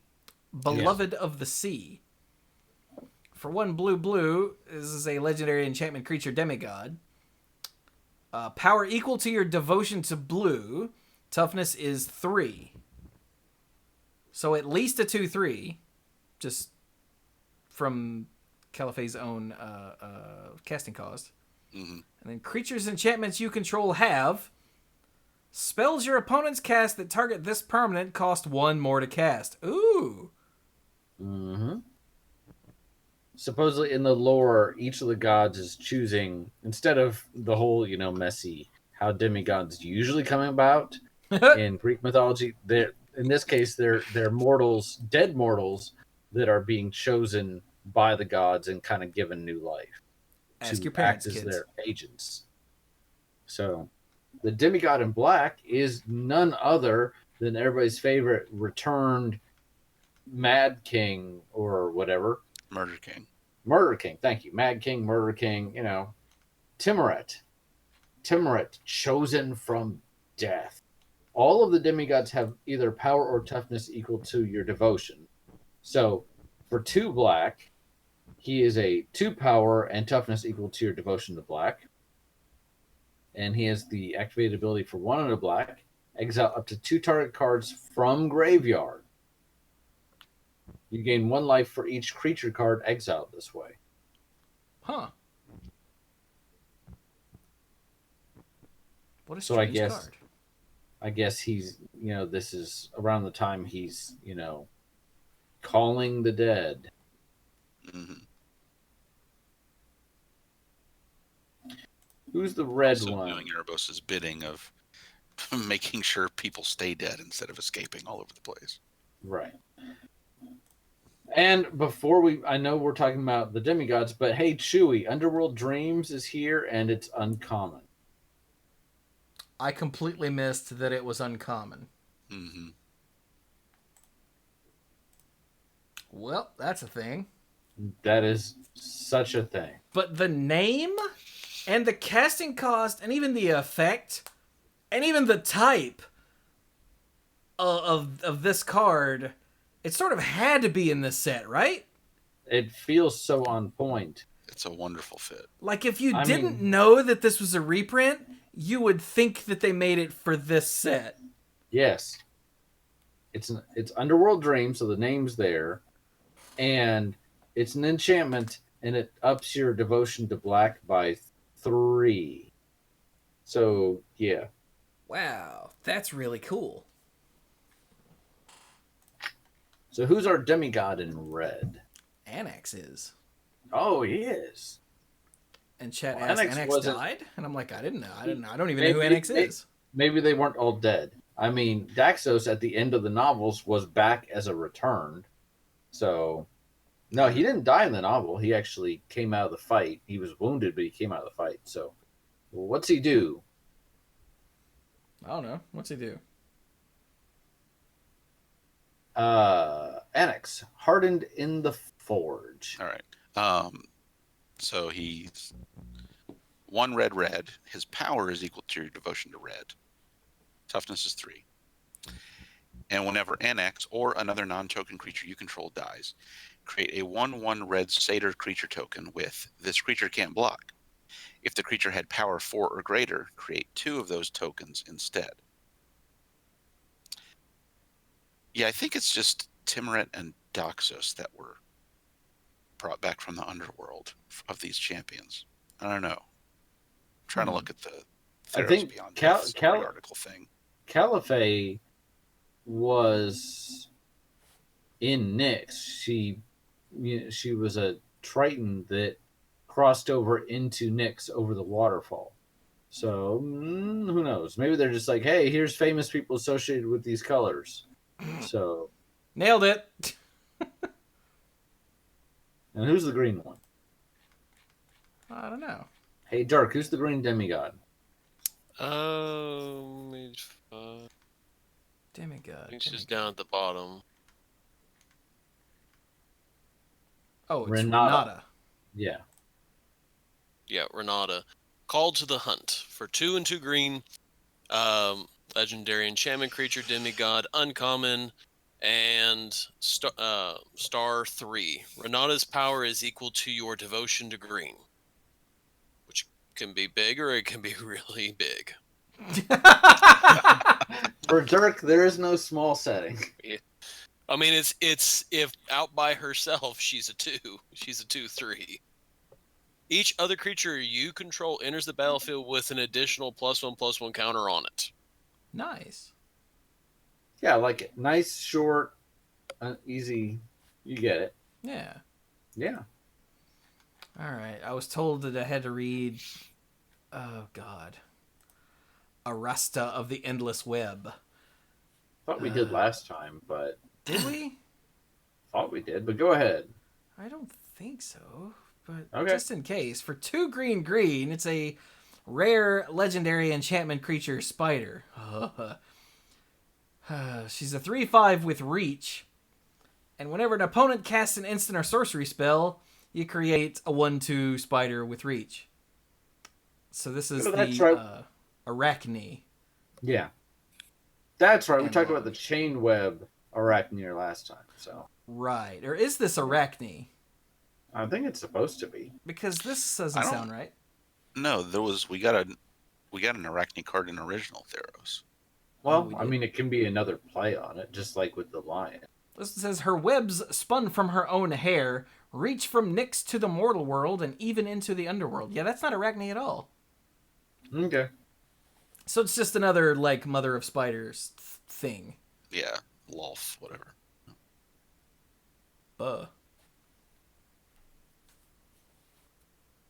You know, this actually makes me think of a weird spider thing in the Cthulhu mythos, but I can't remember what the name of it is. And yeah. my Cthulhu monster manual is way the heck over there. Oh well. It'll be okay. All right. Is there anything else in multicolored that we need to cover? Because it's starting to get a little late. I'm afraid we're going to lose Dirk here in a minute. We covered a lot of this last time. Pamoa. So what? It says Pamoa Cthulhu.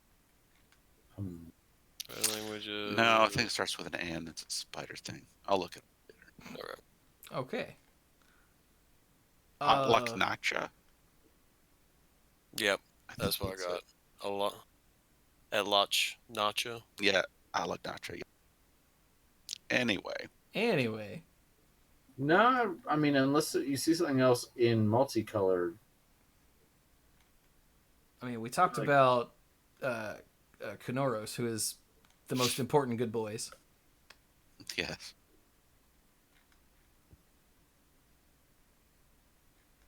There aren't any more gods down here. No. Several more legendary creatures that are uncommon, but Mm-hmm. Wait, what was that? Hero of the Nyxborn. I just love that art, so I'm going to read this card. For 1 a red and a white, is a 2/2 enchantment human soldier. That's uncommon. When Hero of the Nyxborn enters the battlefield, create a human soldier. And whenever you cast a spell that targets Hero of the Nyxborn, creatures you control get +1/+0 until end of turn. Yeah, this is a theme in red and white, and several cards have that second ability. And it exactly in that form. Whenever you cast a spell that targets them, creatures you control get +1/+0 until end of turn. Oh. It's a callback to the heroic of original Theros block, but it's just restricted to this one ability, and it's a theme in red and white. Yeah, and the flavor text even says heroic deeds, inspire new heroes. Wink. Did we- Wink. Did we talk about Dream Trawler last time? No. No. Okay. Oh God, yeah, this card. Yeah, read Yeah. it. Control's new friend. You liked Aetherling, right? So for 2 and 2 white and 2 blue is a 3/5 Sphinx rare with flying and lifelink. Whenever you draw a card, Dream Trawler gets +1/+0 until in a turn. So even with nothing else, when you attack, you'd be like, okay, so it's going to be a 4/5, right? You'd think so because you've drawn a card for the turn, right? But whenever Dream Trawler attacks, draw a card. So, alrighty then. And finally, discard a card. Dream Trawler gets hexproof until end of turn. Tap it. Oh, okay, so I can't attack with it this turn. Oh, darn. Because they're like, hey, I'm going to blow it up. And you're like, all right, discard a card. You know, I'll just have to attack with it next turn. This feels unfair. This feels dumb. It makes me think of Prognostic Sphinx, and I love Prognostic Sphinx. See, for me, the feeling is like more Aetherling, just because it's like once it's down, you know, the shields are always up. So, Hey, Mike. Yes. If you love it so much, why don't you marry it? I might just have to. so that is a card that I think we'll probably see some play. I don't really follow Constructed anymore, but I'm like, feels like it. The other one that I thought, wow, this might have some potential, is actually much smaller, but potentially very impactful. It's the Eidolon of Obstruction. Color? White. White. Mike, you know it? Yeah. Okay. What's it do? This is very, very interesting. For 1 and a white, it's a 2/1 with first strike. And it has a taxing ability. We were talking about Thalia earlier. So all that sounds familiar. But the taxing ability, it's an enchantment creature. It's a spirit. And it says loyalty abilities of planeswalkers your opponents control cost 1 mana more to activate. Whoa. One generic mana more to activate. This feels like Thalia. Cheap cost on a 2/1 first striker with a taxing ability. This is like if Thalia died, literally, and went to Theros and became a spirit. So, And the flavor text is, death turned admirable conviction into pointless intransigence. You can replace death with social media, and you've got a statement about the world. Topical. But I feel like, and this is not legendary, so I feel like this could be quite impactful. Somebody's like, you know, play your Planeswalker on curve, go ahead and use an ability, and you're like, actually, no. And for those that don't know, intransigence is like a stubborn refusal to alter your point of view or your perspective on something. Mm-hmm. So yeah, social media turned admirable conviction into pointless intransigence. Damn, it just rolls off the tongue. Except intransigence is hard to say, so it doesn't really roll off the tongue. But the meaning behind it just rolls off the tongue. Anyway. That's a trippy card. Taxing loyalty abilities. Huh. I remember when I read it, I kind of read it and kept moving a little bit. I literally got about 3 cards down. I'm like, wait a minute. I look back up because you see it and you're like, okay, we've seen you. How many times have we seen? This costs more, that costs more, or whatever. And then I'm like, wait a minute. This is something that doesn't usually have a mana cost associated with it at all. So, ooh, yeah, that's pretty sweet. I like it. Yeah. So, other interesting cards are here, but I think I've hit pretty much all the ones that I really want to talk about. I'm sure there's 1 or 2 I'm forgetting, but I just want to point out the art on Sentinel's eyes in white. Also, I would like to scroll past the art on Sentinel's eyes. But Are they- Senpai just noticed him. Yeah, All clearly. are those eyes private, and are they in fact watching you? They see your every move. Those are 2 very public eyes. Buh. Is that another song? Public Eyes. There's a Big Brother joke in here somewhere. Huh. Dark, you see anything else?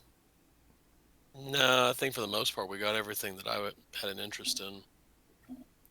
I also want to point out that there's a card called Stinging Lionfish. Yep. Yeah. It's a 2/1 for 2 enchantment creature fish, uncommon. Whenever you cast your first spell during each opponent's turn, bless you, you may tap or untap target non-land permanent. But whatever, look at it. Are we getting fish tribal in this set? Let's say yes, just because. Oh, salamanders will still have to wait. Oh, God, we missed one. What's that? Okay. Thrix, the Sudden Storm. We scrolled past him earlier, and I went, we gotta go back and read him. Oh, yeah. For 3 blue, it's a legendary a legendary elemental giant. Not an enchantment. Not an enchantment, but he's an elemental giant. He's rare. He's a 4/5 with flash, with flying, and spells you cast with converted mana cost 5 or greater cost 1 less to cast and can't be countered. He can be countered, He can. so you better counter him. But he's got flash, so good luck with that. That's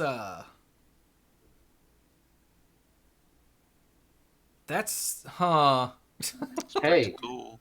you know what's in blue or has blue in its cost in addition to something else and costs over 5 and you really don't want to have countered?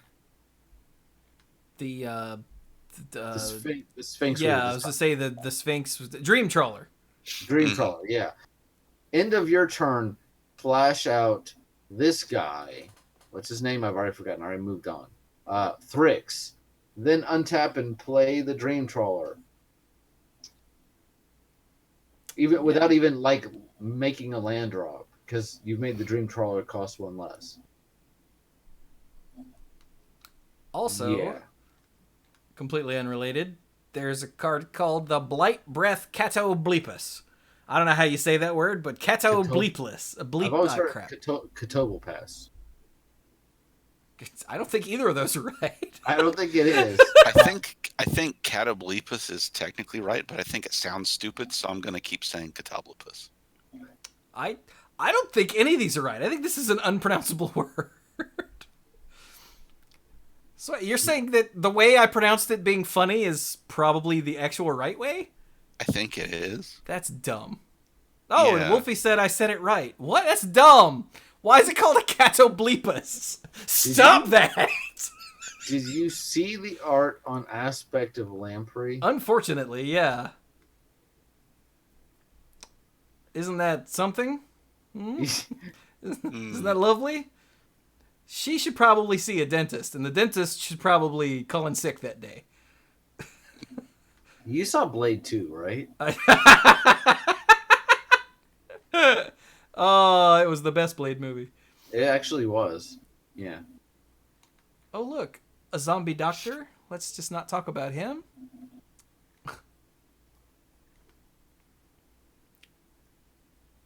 Did we talk about Nightmare Shepherd?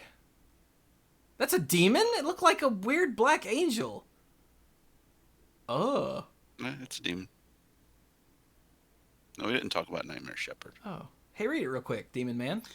Gosh, that's a 4/4 for 4. I didn't notice that at first. For 2 black, it's a enchantment creature. It's a 4/4 demon with flying. It's rare. Whenever another non-token creature you control dies, you may exile it. If you do, create a token that's a copy of that creature, except it's a 1/1 night, and it's a nightmare in addition to its other types. Ooh. That's fun. We also did not talk about the Gravebreaker Lamia, which is just a great name. Yeah, but hold on now. Okay. Why is sorry. the Nightmare Shepherd sexy? Why not?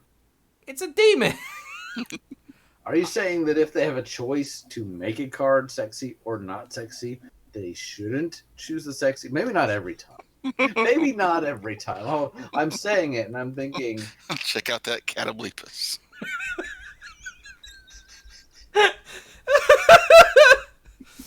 Okay, right. So speaking of sexy, the Gravebreaker Lamia, right. Yes. 4 and a black for a 4/4 snake Lamia. It's an enchantment creature with lifelink. And when it enters the battlefield, you search your library for a card, put it into your graveyard, then shuffle your library. Feel like that's something called Entomb? It is. Which is Goodness, it costs 5 times big. as much. Yes, I get that. And then spells you cast from your graveyard cost 1 less to cast. That's also good. Yeah. Wow. She's pretty cool. Yeah. And if you don't have any like escape shenanigans, she's a 4/4 with lifelink. So I'm not a... So, you know, the snake people in previous sets, we actually commented that they didn't give them, like, mammary boobies on the snake people. Mm-hmm. This one seems to have a hint of that. But... Yeah, because I'm pretty sure that Lamia they're evil spirits that appear female to attract and kill men. And I was just about to say, I think that's because of the setting. I don't think they're walking back any kind of, progressive things that they did in the past. So, yes, Thank you, Mike, for pointing out that the other creature type, which I completely missed. Nice.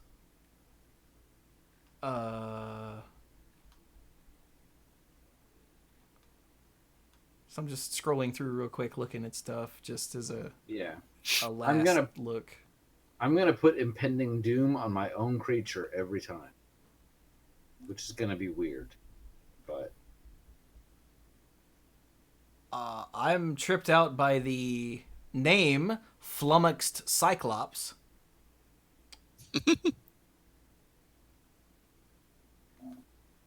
Just he's so flummoxed though.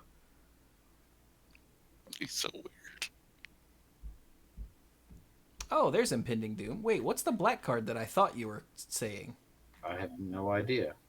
Oh, Inevitable End. Never mind. No, I'm not putting that on my own creature. But it's the same, like, sentiment. A little Impending bit. Doom, Inevitable End, you know. Yeah. Okay, enchanted creature gets +3/+3 and attacks each combat if able. When it dies, Impending Doom deals 3 damage to that creature's control. Yeah, that seems worth it. Yeah, for +3/+3. Yeah. Yeah. Oh, by the way, the art on Infuriate is terrifying. Just absolutely terrifying. I think I peed a little.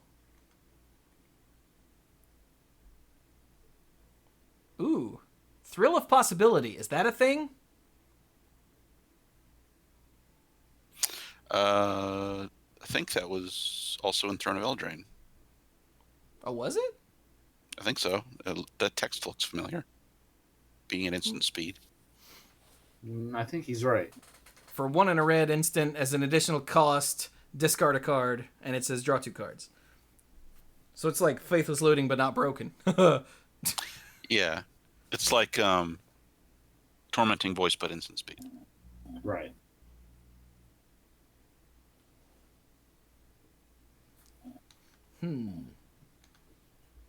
Well, I think we've pretty much hit what there is to hit. Yeah, I think Yeah, we mined probably. everything.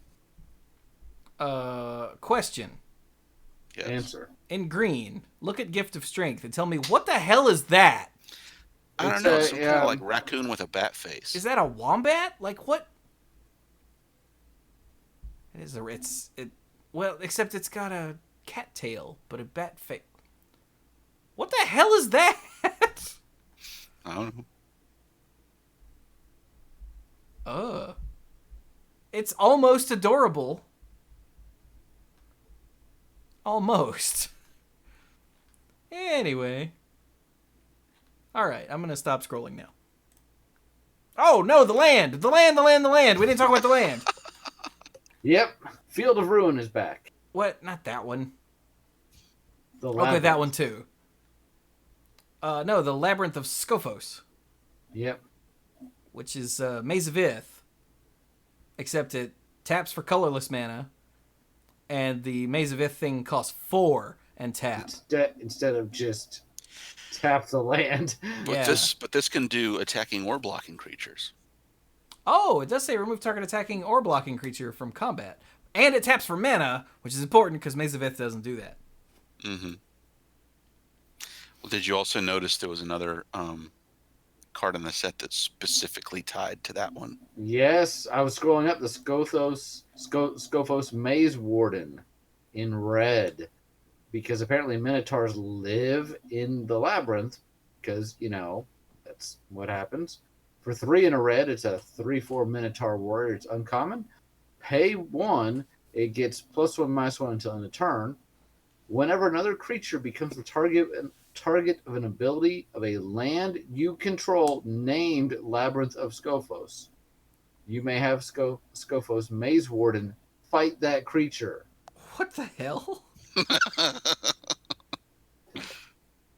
Okay, so the flavor on that is brilliant because they get lost in the labyrinth and then a minotaur jumps out and hits them in the head. But actually doing that on cards is what? Yeah, now you see why they can't do stuff like that very often. Brian made mention that this is one of the wordiest sets. Like it was even worse during design and play testing before they formed like a special team to tone it and work on getting it less wordy. Good lord. That's terrifying. But it's because people, the designs were just, going nuts for, ooh, let's make a cool card based around this. Ooh, let's make a cool card that references that, and so on and so forth. And there were just lots of words.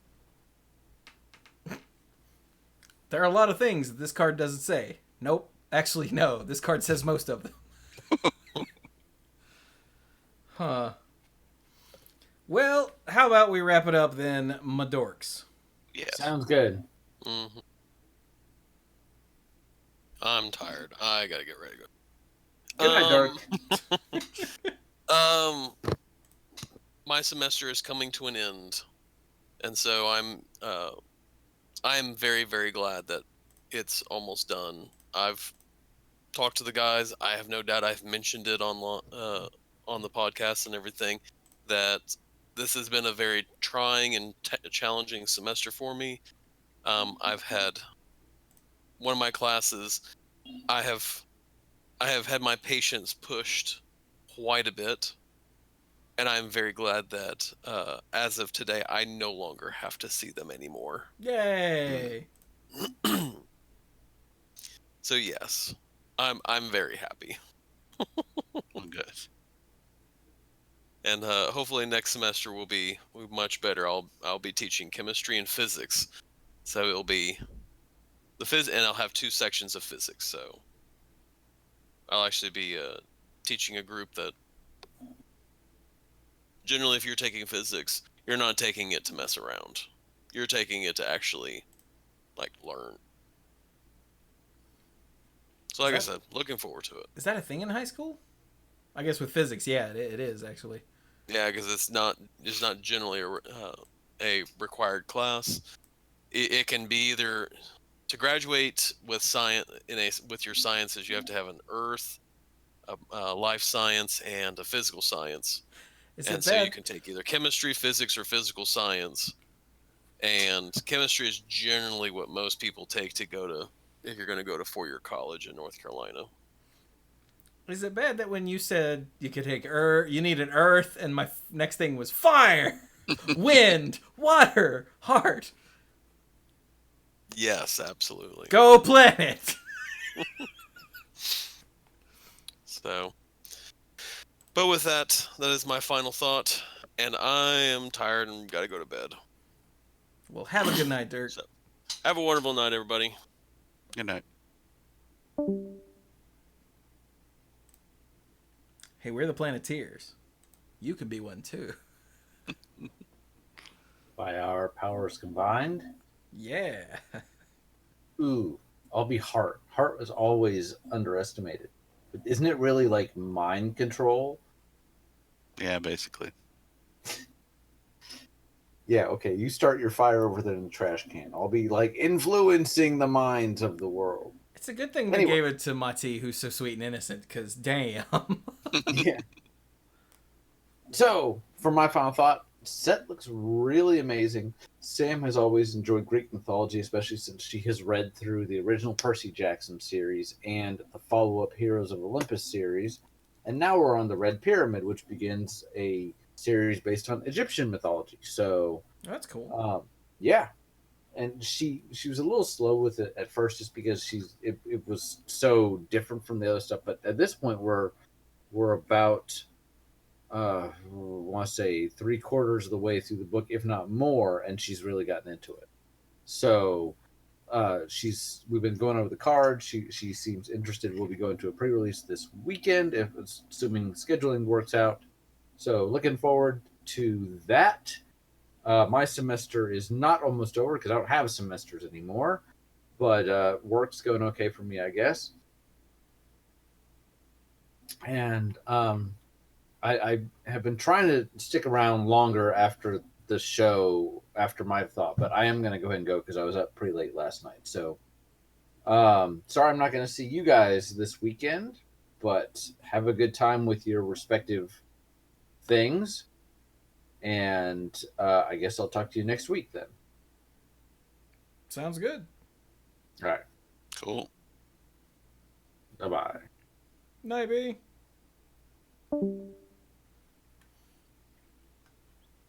Okay.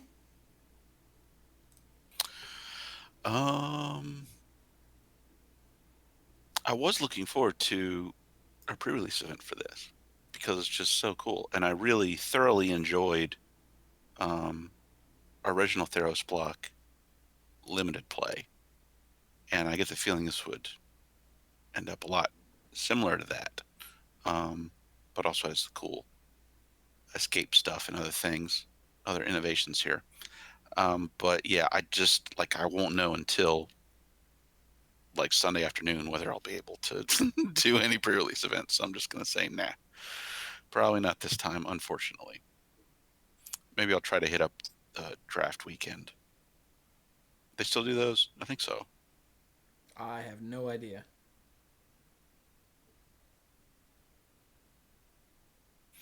But yeah, like this is something where I was so interested in some of the cards that I actually like made some pre-orders on TCG Player. Wow. like last week and the week before. So, but I mean, I don't ever go out and play, so who knows whether any of them will actually make it into a physical deck before they rotate out of standard. But We'll see. We'll see.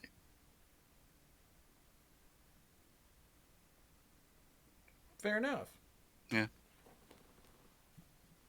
I did open up a mana pool bingo card, but I was only able to mark one space other than the free space. I got 3.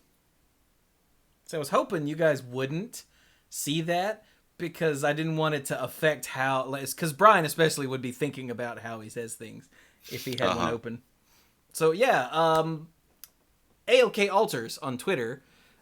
And I'll probably put something like this at the beginning of the audio version of the podcast. So anyone listening now, hopefully I remembered to do that and you're aware of this already. But I will put a link to the Mana Pool preview episode Bingo, where you can generate a bingo card based on the things that we do a lot on our preview cards. So yeah, this one was a little weird, but I distinctly know of about half of the things on here from the last 2 preview episodes. Oh yeah, yeah. I got Brian mispronounces something. If you think I talk a lot during regular episodes, well, this is a preview episode. And then this card's green. Dirk, read this card. Really? Brian said that. If you think I talk a lot, I missed it because I had that space on mine, but I didn't mark it because I didn't think I heard him say it or something similar. Okay, well, to be honest, I sort of zone out during y'all's intros, so it's possible that he didn't say that. He said it. I just sort of assumed he did because he always does on preview episodes. But yeah, no one brought up how's this demon going to kill you, Mike, which surprised me. No. Yeah. Sam didn't appear on the episode proper. Spoilers. Yeah, well, I mean, she'll be on the audio episode. Yeah, I guess it's only spoilers for people listening to this live. Yeah. But yeah, so hopefully, like I said, I remembered to put an intro at the beginning to say, hey, check the link in the show notes to play along with us. Although this might not be the best episode for that, but I don't know, because I didn't have anything on Sam, so there are plenty of different thingies. What's the word I'm looking for? Spaces. So yay! Yay. As a matter of fact, I'm going to bookmark this. Yay! And then put it somewhere where I'll find it. So like right here. Nailed it. Okay, anyway. Was that it for you then, Mr. Face? It was. Mr. Beardy Face? Man? Guy? All right, well, this is... What do you mean, welcome to the chat room? This is my chat room. Damn it, Twitch. This happened during last night's stream, too. At some point, my Twitch chat just goes, welcome to the chat room. I'm like, I've been here for hours. That meant you lost your connection for a second. I guess so. Shenanigans. But anyway, yes, hi, I'm Chewy. I run the show here on the Mana Pool. Not this podcast specifically, but Mana Pool Productions on the whole. And that covers this podcast, The Mana Pool. It covers Monday Night Magic, which we do on, oddly enough, Monday nights, right here on twitch.tv/The Mana Pool. The video version of both of these shows goes up on the YouTube channel. Also here on Twitch and over on youtube.com/The Mana Pool. I play video games. Yay! Hey. I need to... Well, so last night I played some Hearthstone, and some games from that will be going up on YouTube over the next few days. And then as I do more streams of things, I will be doing more different videos. Right now, Hearthstone is literally all I have to turn into videos, so that's what you get for another couple days. But tomorrow night, I plan on hopefully finishing Link's Awakening so I can get the Link's Awakening videos finished up. Because, yes. Also, on YouTube, I just finished today the last episode of the Shovel Knight Spectre of Torment campaign went up. And that was so much fun. That was so much fun, y'all. Damn. So if you haven't played Shovel Knight and you like that sort of game, one, what is wrong with you? Go play it. You can get it on PC or on the 3DS or on the Switch, all on humblebundle.com, and you can do so using the Manipool reference link, which is down in the show notes, the description, the Twitch panels, wherever. It's always in everything all the time. So doing so helps us out directly, and I appreciate it. At no extra cost to you, by the way. So yay. But I guess that's that. Soon, sometime in the next few days, I want to do a little like Chewy vlog looking back at 2019, which is just a terrible year. Just a terrible year for me personally. Mm-hmm. And looking forward to 2020. Now, not at my personal life. I want to look back at the content from last year, talk about some of the stuff I played and whatnot, and then look forward to the stuff I want to do this year. So that's a thing I'm going to be doing hopefully very soon. Yeah. And yeah. There we go. So Manipool Productions is a Patreon-supported endeavor, and we rely on our loyal fan base, just like you, because you are awesome, whether you're on the Patreon or not. But you can go to patreon.com/themanipool to sign up to become a Manipool lifeguard, which gets you various perks. For instance, you can get early access to YouTube videos and Manipool episodes. You can get the odds and ends, which is the stuff recorded before and after both podcasts. It's behind the scenes nonsense that's uncensored and unfiltered.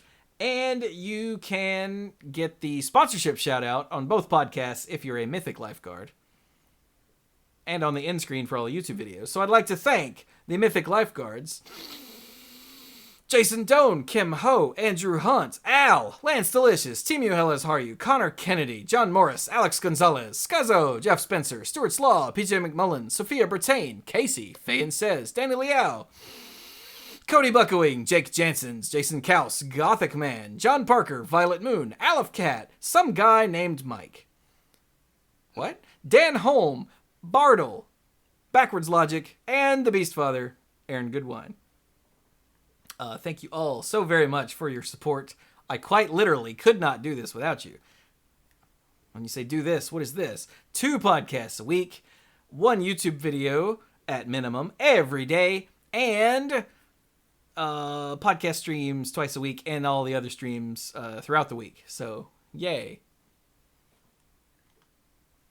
That's awesome. So with that, I guess we're done with episode 579. I'd managed to get through the entire beginning, middle, and most of the end of the episode without making a reference to a teenage girl's clothing store in the mall. I don't even know if that's still a thing, but it used to be, and a couple of people went, nah, and everyone else went, what? And that's fine by me. See, Mike is somewhat giggling, so that's enough for me, too. Good. So, yes, that's it for this episode. So thank you all so very much for joining us, and go play some Magic.